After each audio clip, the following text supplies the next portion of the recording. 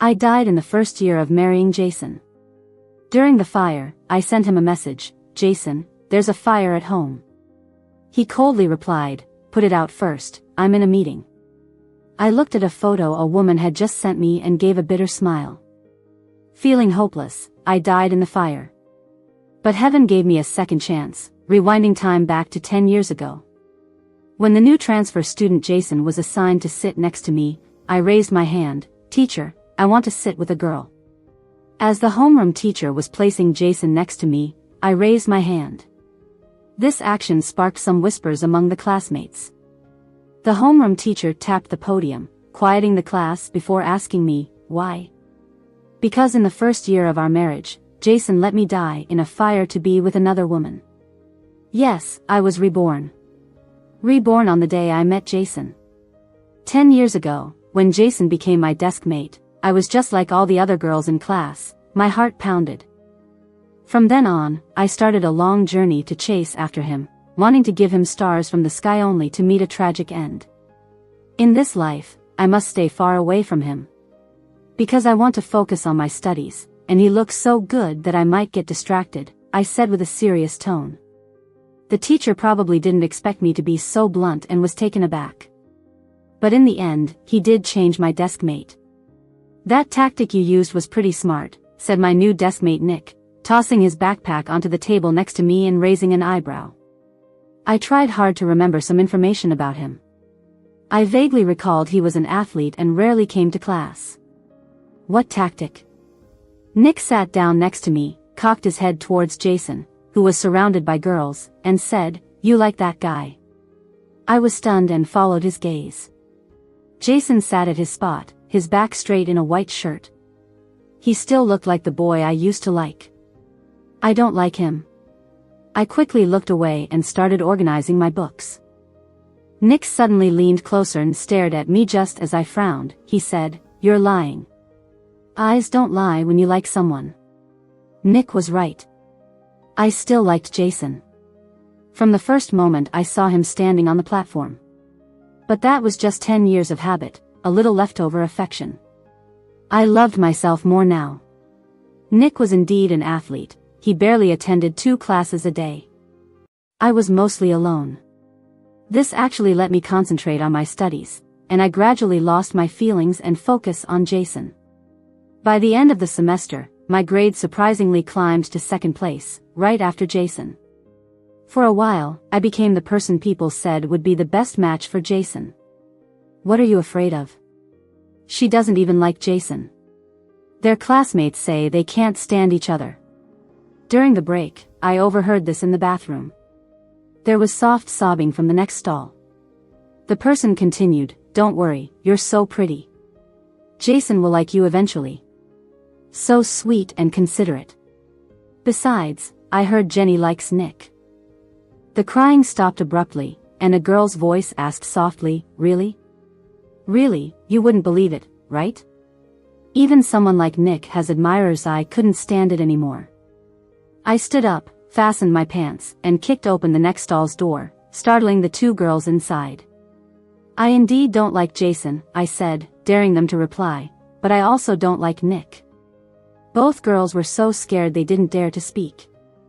I turned to leave but paused. "Also, Nick isn't someone like that, he's 1,000 times better than Jason."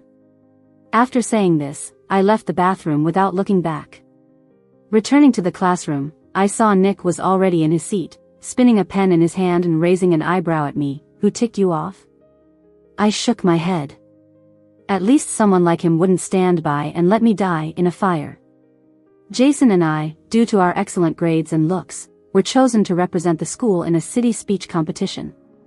Throughout the trip, I tried to avoid being alone with him. Until backstage at the speech event, he stood behind me and asked lowly, "I've never understood, why do you hate me so much?" I didn't expect him to talk to me, Jenny. When I didn't respond, he called my name. It was the first time since my rebirth that I heard him call my name. And it sounded wonderful. I closed my eyes, took a deep breath, and turned to him. "I hate people who are good-looking and smart." He was taken aback, then suddenly laughed. "That doesn't make sense," he said with a smile. you're the same kind of person. No one hates themselves. In the past life, he never looked at me and smiled like this, not even at our wedding. And he was wrong. Some people do hate themselves. Next, let's welcome Jenny for her speech. Before I could say more, the host announced my name. I straightened my back, took the microphone, and walked onto the stage. It was a relief. I quite liked who I had become now. I used to chase after Jason, never standing on such a big stage. Living a new life, I realized there were many things more worth pursuing than Jason, and just as I stepped out of the venue, Nick stood in front of me. He glanced at Jason behind me, then looked meaningfully at me. "What are you doing here?" Fearing he might say something out of line, I quickly walked over and pulled him away with me. He followed me, looking back at Jason with a mischievous grin. "Feeling guilty?" I rolled my eyes at him. "Guilty, my foot. You came just in time. I didn't want to go back with Jason." Nick was on the swim team. I sat in the large sports hall for the first time, watching him compete. He stood on the starting block in his swim trunks, looking towards me. I seemed to see his cocky expression. As the gun fired, he dived into the water. At that moment, I realized he looked even better than Jason. More importantly, he had the abs and pecs Jason didn't have. He was only 17. Yet so well built. Lost in my thoughts, when I came to, Nick had already finished first. He waved at me with his signature smirk. Indeed, 1,000 times better than Jason. After the speech, ditching Jason to watch Nick's competition and returning to school with him became the talk of the school. Jason's fangirls are getting less hostile towards me. But I forgot, Nick isn't easy to deal with either. "Are you Jenny?" Someone blocked my way home from school. A group of people stood in front of me, clearly troublemakers by the way they dressed. I lied with a straight face, "I'm not." The leader of the group asked the girl next to her, "Did we get the wrong person?" As they were still discussing, Jason called out to me from not far away, "Jenny. In my past life, you didn't get me killed enough, and now this life too." The leader scoffed, "Dare to lie to me?" She took 2 steps towards me. I took 2 steps back. Jason realized something was off and started walking towards me. "What are you doing?" He reprimanded lightly. This would only annoy them more. The leader glanced back at him, raising an eyebrow. "A knight in shining armor?" Soon enough, Jason and I were both cornered. "What do you want?" Just when I thought we were about to get beaten up, a voice full of swagger came from above. I looked up just in time to see Nick jump down from the wall. "Nick." The leader seemed embarrassed. Nick gave her a look. "You know I don't hit girls. That's why many girls at school don't like Nick. He's a thug who gets into fights, which is not a great look at a prestigious high school. If you mess with my deskmate again," Nick slung his backpack over his shoulder as he walked toward me, "I won't hold back." The group dispersed quickly without saying another word. Now that's a knight in shining armor. "I just saved you, shouldn't you thank me?" Nick, with his backpack slung over one shoulder, walked slowly behind me, his tone somewhat unfriendly. His hostility wasn't aimed at me. I turned around to see both him and Jason had stopped. Jason frowned slightly, showing his annoyance. I knew him. He never liked guys like Nick. But it's none of my business now. "Nick, thanks today." I picked up Nick's conversation to Jason. "I need to get home early, so I'm going ahead." The two, who had been at odds, both turned to look at me when they heard this. "I'll walk you home," they almost said in unison. "Jenny, this is your award certificate from the speech contest." Jason handed me the certificate after glancing at Nick, visibly concerned. "I'll walk you home to make sure no one else bothers you." I took the certificate, but before I could say no, Nick scoffed. He quickly walked over and put his arm around my shoulder. "Jason, worry about protecting yourself." With a cocky grin, he looked at me. "Come on, I'll protect you." His antics made me chuckle despite my irritation. I elbowed him in the stomach, shrugged off his arm, and walked towards home, waving as I went. No need, I'm not a damsel in distress. I've got my own ways. Nick's booming laughter echoed behind me. Maybe it was contagious because I found myself smiling too. The frustration and annoyance brought by Jason's approach melted away. Nick wasn't so bad after all. I think I was misled by Jason before. One day, I woke up to find my house suddenly on fire. Terrified, I jumped out of bed only to find the door blocked by flames. I could only grab a wet towel and hide on the balcony. To my surprise, right after I called the fire department, I received a photo. It was of Jason with a disheveled woman. As I stared at the photo, my blood felt like it froze, and my fear was doused like a bucket of ice water. "Jason, the house is on fire," I texted him, knowing he wasn't supposed to be at work today. He'd always told me not to call during work, so I'd never called him, even in emergencies. A while later, he replied, "You handle the fire first, I'm in a meeting." Meeting?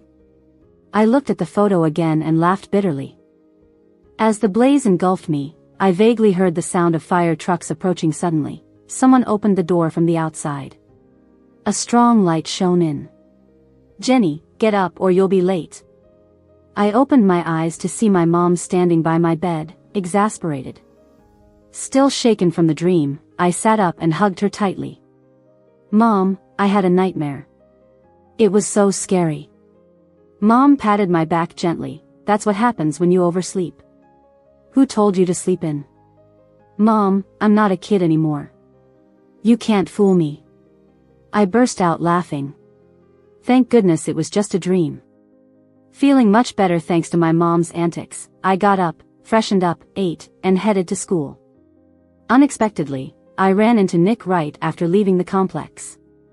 "Nick?" He blew a bubble with his gum and waved. "What a coincidence. You live here?" I nodded and kept walking. "Do you live here too?" He shook his head, leisurely following me.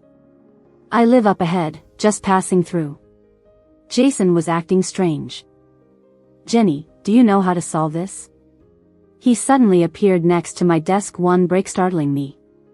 Last night's dream was still vivid in my mind, and I didn't want to see him at all. I kept working without pausing. "I don't know." "How do you know without looking?" He never used to act like this. I reluctantly glanced at the problem in his hand. It was the one I had just finished. "I don't know." I calmly turned the page of my workbook. After Jason left, I turned to see Nick lying on his desk, eyes wide open and laughing. Sunlight fell through the window, illuminating his eyes and eyebrows filled with mirth. He was not only a different personality from Jason but a different kind of good-looking. Vibrant and full of life. "What are you laughing at?" I asked. He blinked. "I just think your tactic of playing hard to get is working perfectly. He's already obediently running to you, and it hasn't even been a year." I picked up my workbook and smacked him on the head. "If you keep talking nonsense, I'll tear your mouth apart." I raised my fist menacingly. He just laughed even harder. His laughter was loud, making the whole class look our way. Panicking, I quickly lunged forward to cover his mouth. When he stopped laughing, I realized my mistake and let go hurriedly. He suddenly leaned in close, staring intently into my eyes. Just as I was about to punch him, he laughed and dropped back onto his desk. This time, I wasn't lying. I really didn't like him anymore. Haven't liked him for a long time. The 10 years of feelings vanished at the moment of my rebirth, leaving only a habitual heartbeat. That tiny bit of heartbeat disappeared after so many recurring nightmares. Now, I just want to stay far away from him, as far as possible. Best if we never meet again after the college entrance exams. "You want to go to S City?" Nick, walking beside me, seemed surprised by my answer. "Why?" "Because I like it. In my previous life, I didn't fill out any applications for S City because I followed Jason to B City because I heard it's a place of freedom." I looked down at my shadow under the streetlight. Nick is tall, but the streetlight shrunk his shadow into a small lump. It was kind of funny. S City is nice. He kicked a stone by his foot. His voice seemed to carry a bit of happiness I couldn't quite catch. At the entrance to my neighborhood, I said goodbye and asked him, "Do you really live ahead?" He blinked in surprise and then nonchalantly said, "Yeah, wanna check it out?" "No, thanks." I grabbed my backpack and rushed inside. Later, I thought about it carefully. The reason I never ran into him before was probably that I was always focused on chasing after Jason, ignoring everyone else. Especially the one Jason liked the least, Nick. The time spent going to and from school with Nick didn't last long before the term ended. During the new semester of senior year, it was time to change seats again. "Jason, switch seats with Nick," the teacher casually said from the podium. I was working on practice problems and froze. Nick immediately raised his hand. "I'm not switching." He's always been nonchalant and often absent, so teachers didn't really like him. The teacher frowned, displeased. "Why not?" "I like the sun," Nick said, opening the window. The sunlight outside was perfect, making him look especially striking. On the other side, Jason was looking at me, as if determined to get Nick's seat. I raised my hand too. "Teacher, the class president has good grades, and many students ask him questions during breaks. I'm worried it'll affect others and our studies if we sit together." Implying that it's best if Jason continues to sit alone. The teacher thought it over and agreed with my reasoning. But in the end, the teacher switched Nick with the girl behind him. Nick was pleased with the result, and he playfully bumped his desk towards mine.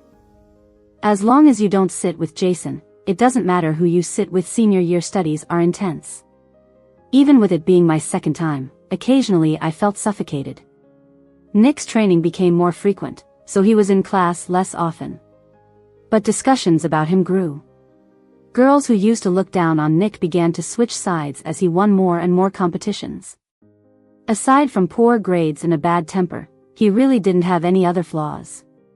That was the conclusion from my new desk mate, Cindy, when gossiping about him.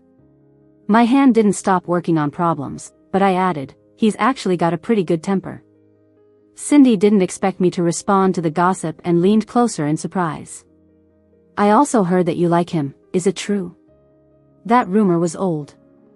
I paused, looked at her a bit helplessly. "It's not true, how could I like him?" "Don't listen to their nonsense." As soon as I said that, a water bottle was placed on the edge of my desk. I turned and saw Nick, beads of sweat on his forehead. A bit awkward. After a few seconds of eye contact, I looked down at the bottle. "How much for the water?" "I'll pay you back." Nick seemed upset. He didn't take my money, nor did he say anything to me. After he slept through a class, Jason showed up. Jason put a form on my desk, softly saying, "The teacher wants you to participate in this competition. It will help secure a spot for you." Hearing the words "secure a spot" made it impossible not to get excited. I took the form without asking any questions, not expecting that the competition would be with Jason. "So, if you knew I was coming, you wouldn't have come?" At the training class, Jason asked as he sat next to me. I glanced up at him. Now I could look at him calmly. "Of course not." I moved away politely. "Securing a spot is important. More important than you." Maybe it was my obvious move or my cold words. Jason's smile faltered for a moment. I ignored him and started preparing my work. When I finished the problems and looked up after class, I saw Nick standing outside the classroom. He was no longer the same. Lots of girls approached him to chat. "You like someone like that?" Jason followed my gaze to Nick outside. His tone indifferent. I turned back to him, firmly replying, "I just don't like people like you." "What are you doing here?" I asked Nick, who was walking beside me now. "Again, passing by?" He patted my head. "Didn't you know the gym is next door?" Instinctively, I looked back, seeing the gym. "Do you always train at this time?" I came to the training class after school, so it was quite late already. "How else do you think championships are won?" He winked mischievously. Saying this in such a carefree manner oddly made it seem as if winning came easy to him. I smiled and nodded. "All right, do I have the honor to treat the champion to a burger?" To atone for my earlier offense. "A burger?" I nodded towards a roadside stand. Nick glanced at the food stall, eyes crinkling in amusement. "All right, the champion will grant you this chance, but before the burgers arrived, a woman came. She wore an exquisite makeup, a red dress, and high heels, standing across from Nick. Nick? Her voice was soft. Nick glanced up at her, and his smile vanished. The woman seemed familiar, but I couldn't recall who she was despite racking my brains. I looked at the burger that was supposed to be Nick's and sighed. Seems like my offense was too deep to be atoned for with just a burger. Ever since Nick left with that woman that night, I hadn't seen him for several days. I ran into him again at the entrance of my neighborhood. He stood there all alone, a stark contrast to his usual energetic self. Nick? I called out to him. He looked up at me, and his eyes finally showed a bit of light. I thought you got kidnapped or something, haven't seen you in ages, I joked, trying to dispel the gloom hanging over him. It seemed to work.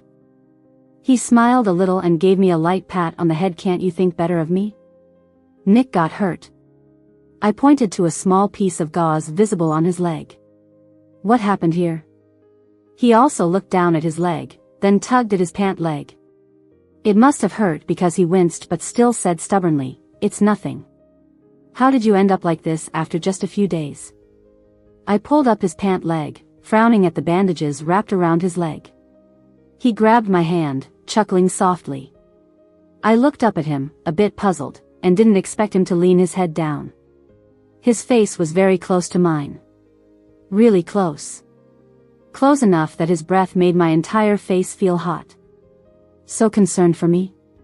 You wouldn't be falling for me, would you? His eyebrows arched mischievously, and his mouth curved into a cocky smile.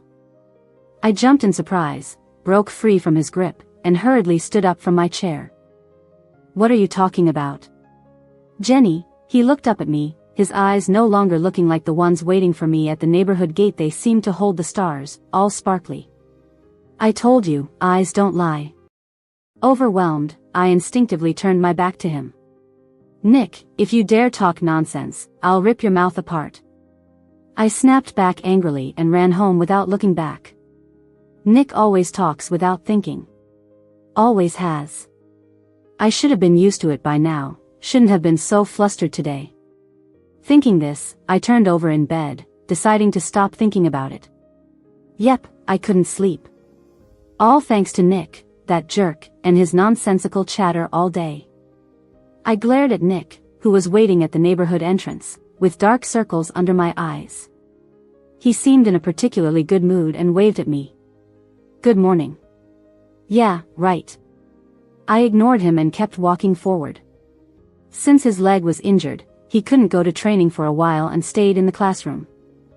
The girls in the class were now divided into two groups, one gathered around Jason, the other around Nick. Just as I was about to massage my temples, I heard Nick's impatient voice, "I'm going to sleep, stop making noise." His way of dealing with things was better than Jason's.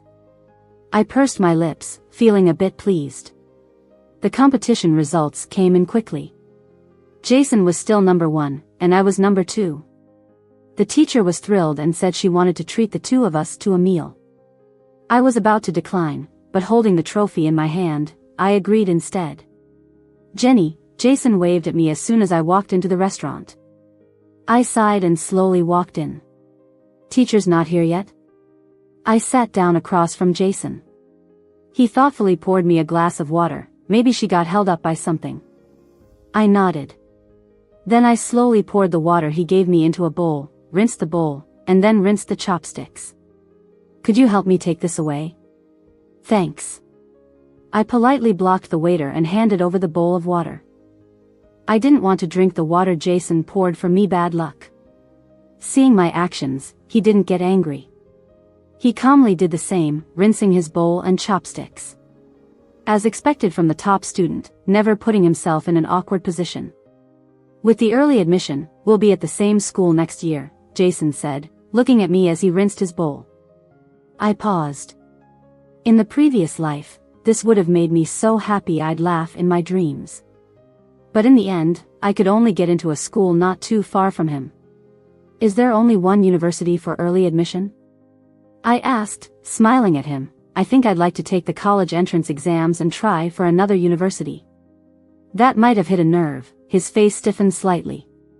I pretended not to notice his discomfort and looked at my watch.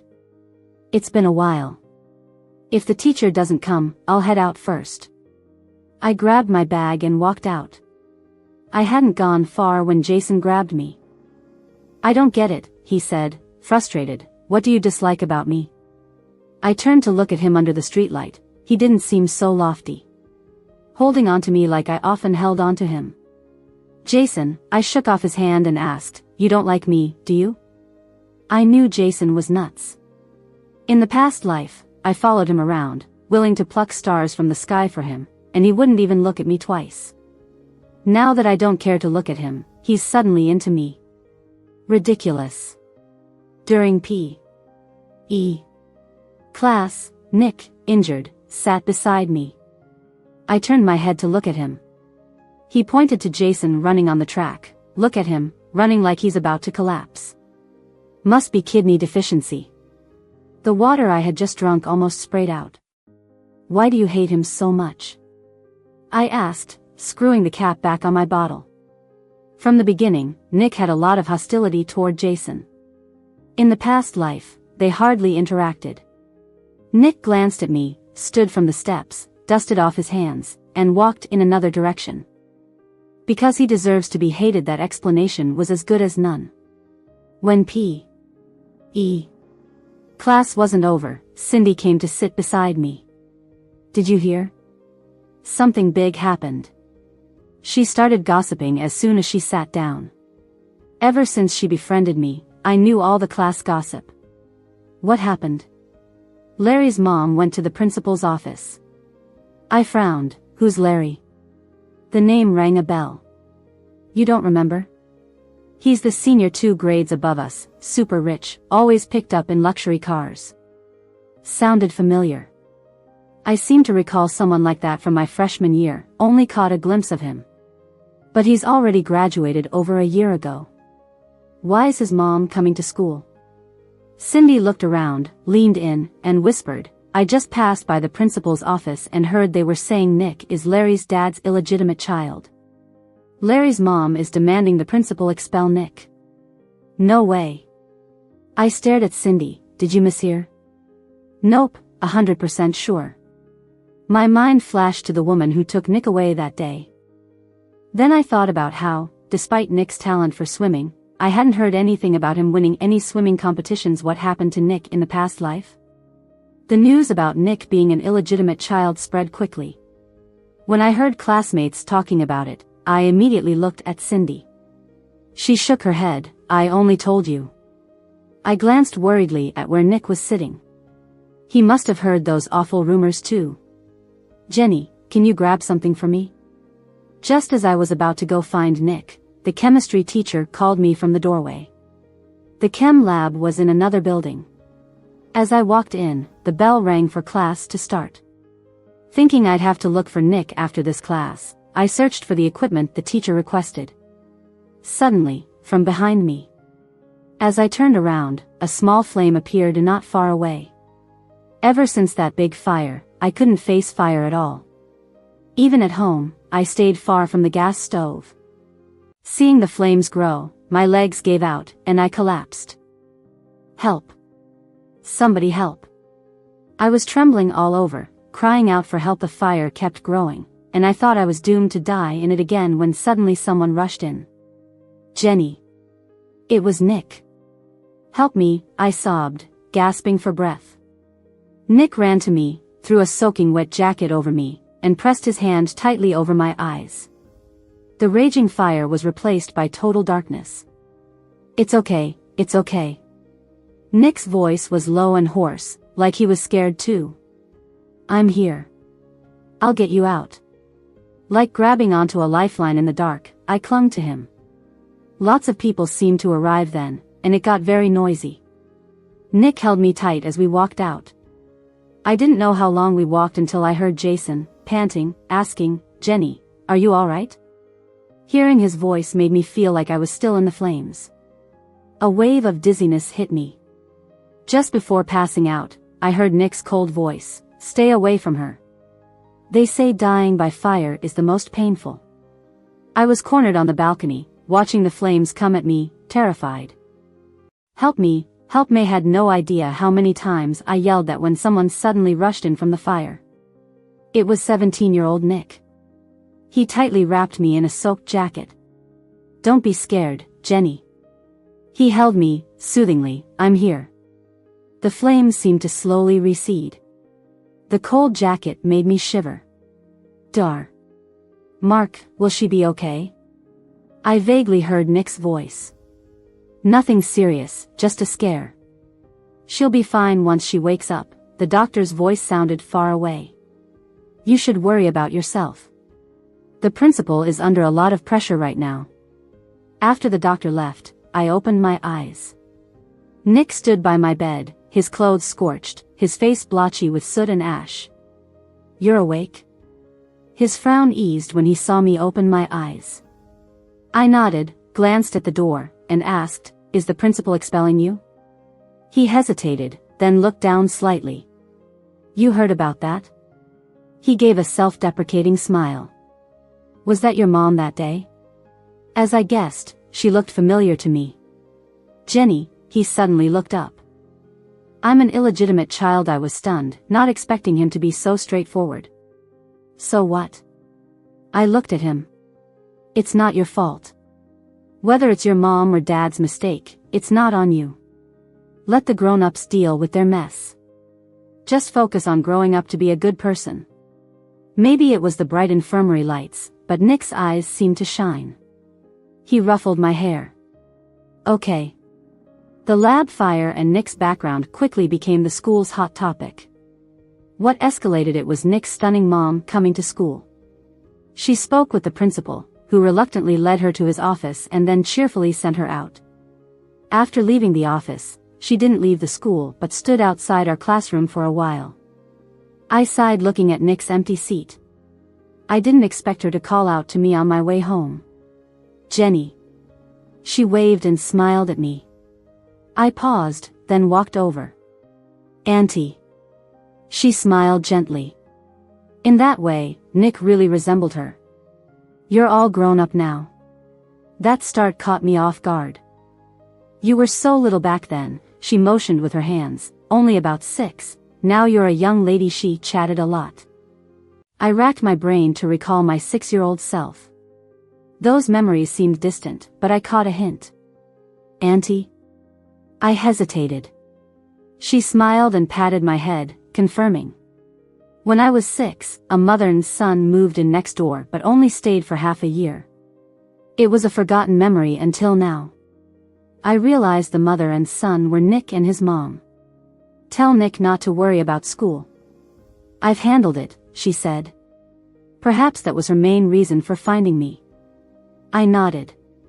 Why don't you tell him yourself? She paused. Didn't Nick tell you?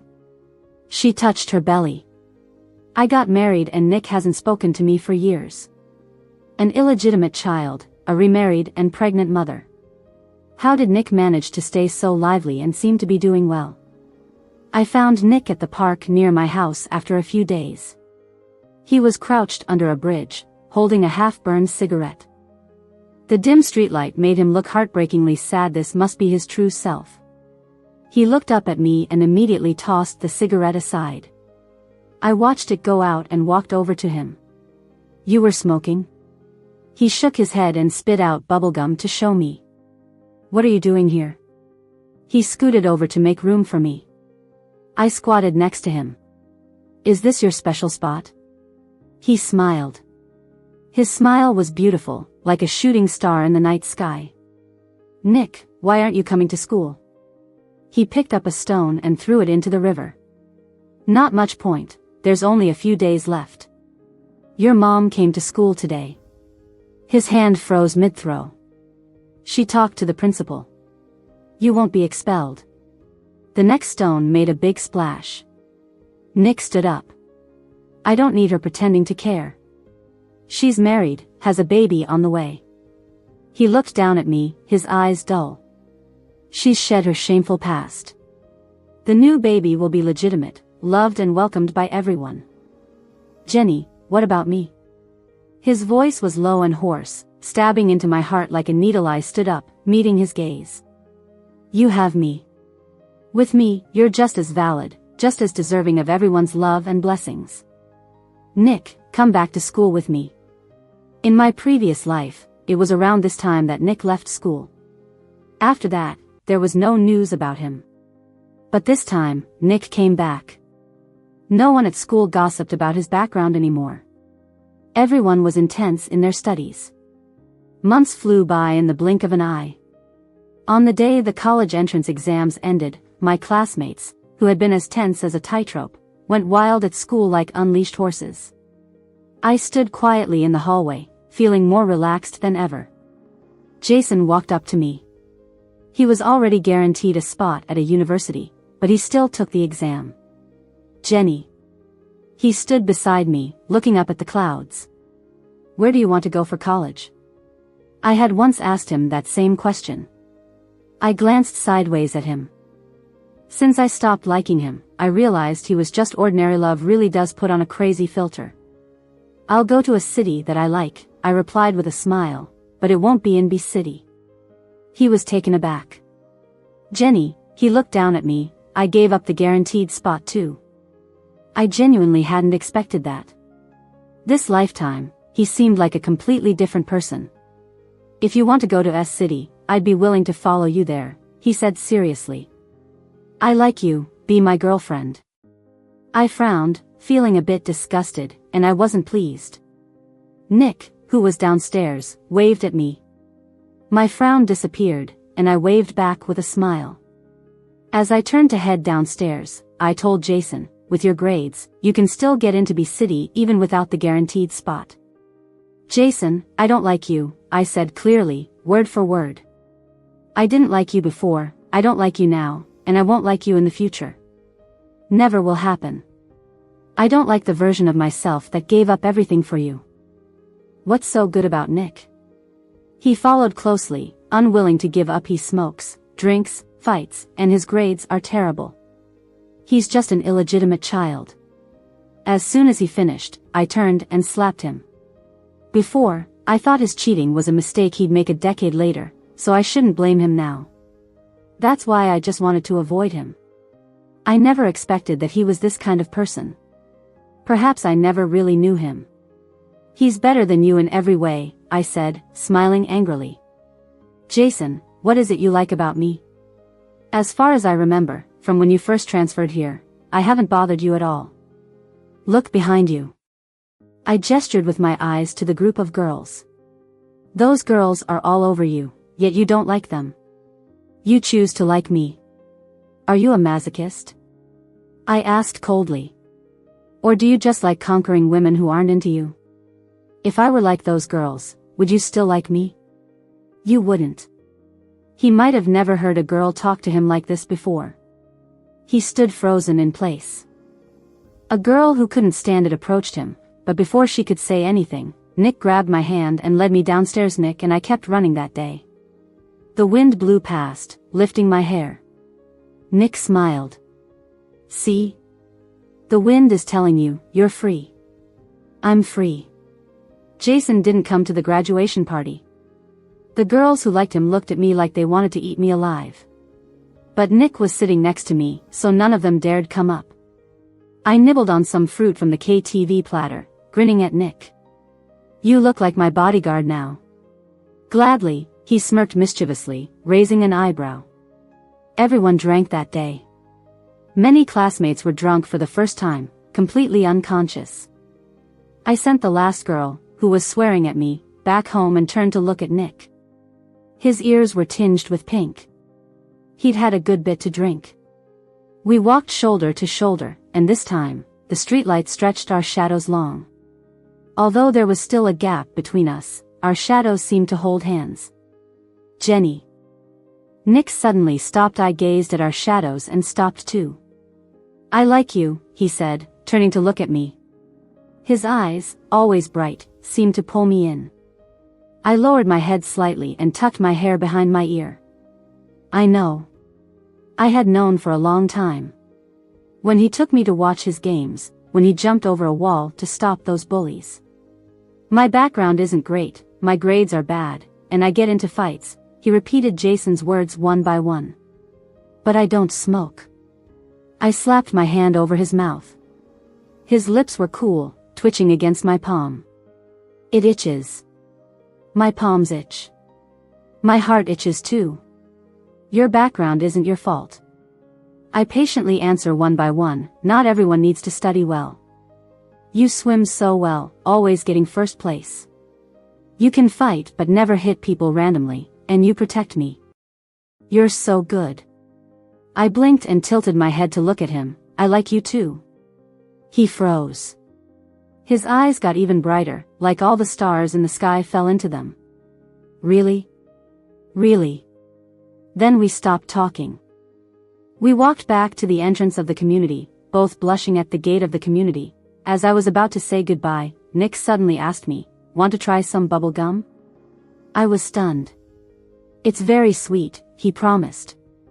I nodded dumbly and reached out my hand. But he threw a piece of bubble gum into his own mouth and then blew a bubble. When I didn't know what he was up to, he bent down slightly and touched the bubble on my lips. My mind went blank, and I instinctively licked my lips. With a pop, the bubble burst, and I came back to my senses. "Sweet?" Nick asked me with a smile. In that moment, all the blood rushed to my head, making my entire face burn. I stomped my foot and ran away. Not sweet at all. I lied. Both Nick and I went to S-City. He got in because his swimming results were exceptional, breaking the school's admission rules. In S-City, all the old rumors had disappeared. Nick was posted on the confession wall as soon as he enrolled. Isn't this Nick? I sat in a cafe, sulkily looking at the guy who had just finished training and came to date me. Nick sat down next to me with a grin.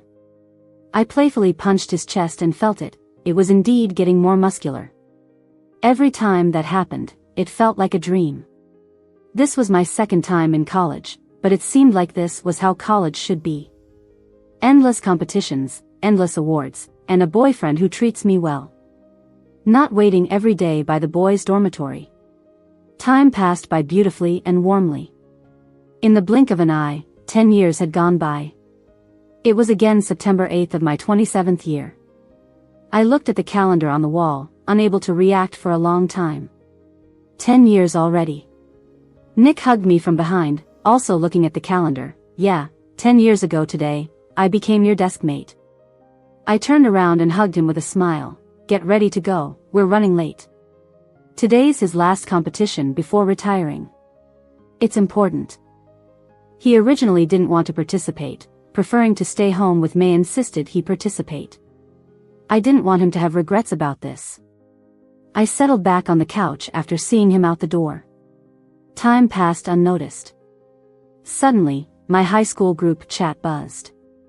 Jason's getting married. Someone posted a photo. It was Jason and a woman.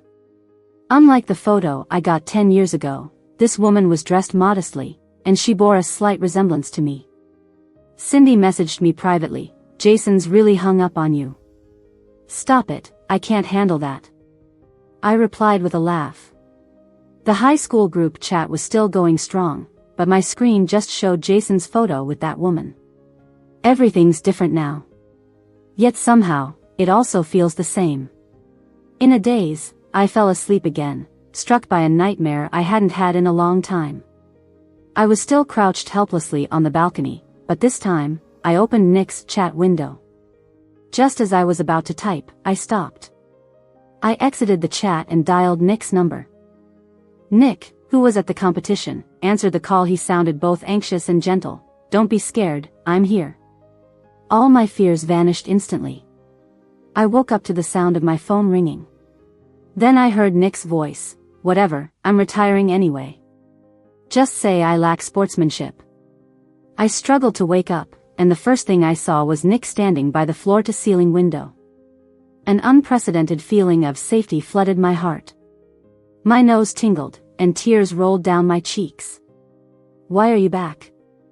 I asked Nick with a raspy voice. He finished his call and turned to look at me. With the light behind him, I couldn't see his expression clearly. All I knew was he felt as warm as the sunlight. He asked with a smile, "You fell asleep while the soup's still on the stove. What would you do without me?" Nick's epilogue. I had just finished a meeting when I saw the news about the fire. "Nick, you have another meeting this afternoon." I loosened my tie and ran outside, with my assistant chasing after me. "Cancel everything. All of it, cancel."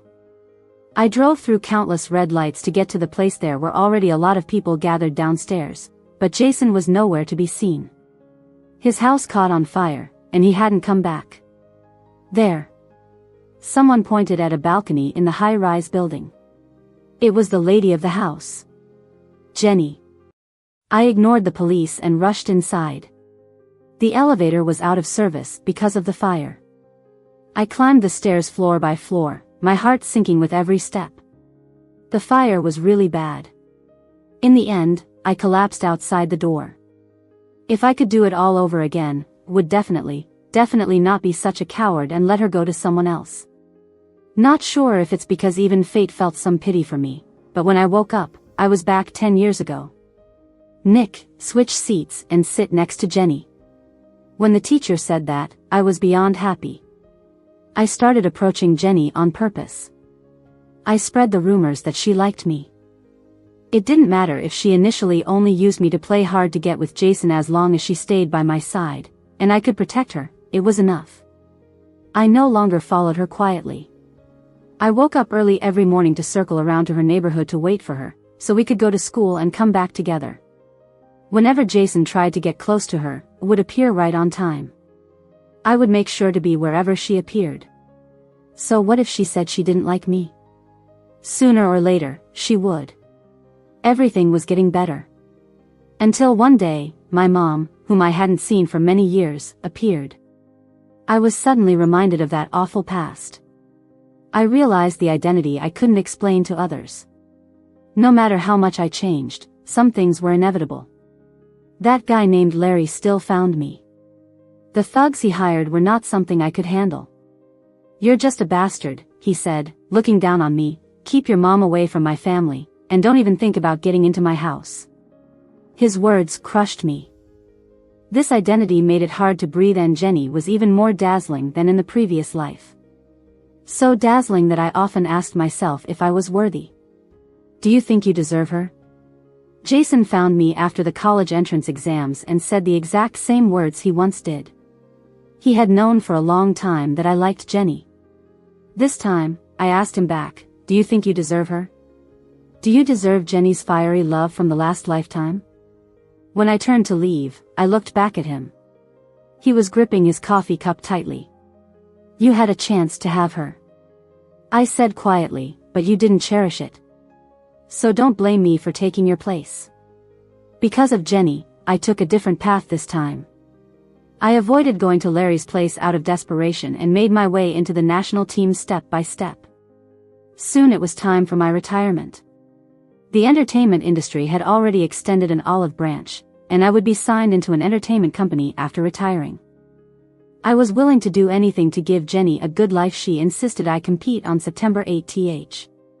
"I like you on the field." I never refused her requests. "Then come watch my game." "Stop it, I have work to do," she said, staying at home. I couldn't feel at ease. I called her twice before the game, but she didn't answer. Endless fear hit me, so I changed clothes and rushed home. When I opened the door, I found her sleeping soundly on the sofa, and the kitchen was simmering my favorite soup. The bubbling sound filled the whole room. I walked into the kitchen and turned off the stove. As the bubbling subsided, my anxiety calmed down. I knelt by the sofa and watched Jenny's serene face, feeling more grateful than ever. Just then, a phone call woke her up. The phone really needs to stay on silent. It's okay, a bit of scandal is good publicity. I'm getting exposure even before entering the entertainment industry. I laughed and hugged her tight, kissing her furrowed brow. "I rushed back just to drink your soup." She was easy to comfort, a little coaxing, and she was fine. The high school group chat was still lively. Suddenly, someone posted a blurry photo. Jenny magnified the photo, pointing at a person behind her and asked me, "Is this you?" It seemed to be from an event in freshman year. "Yes," I said, holding her tight. "I've always been behind you. But since you never looked back, I had to come by your side." She was confused, then asked, "Tell me honestly, when did you start liking me?" "A long, long time ago." "I can't even remember," I replied. "When I was 6, my never-before-seen dad showed up. My mom argued with him inside because he had another family. I felt helpless sitting by the door until 6-year-old Jenny held my hand and said, 'Grown-ups arguing is grown-ups business. We are kids. We just need to grow up and try to be good adults someday.' Maybe that planted a seed. A seed that slowly sprouted. Then slowly grew. Until it could bloom.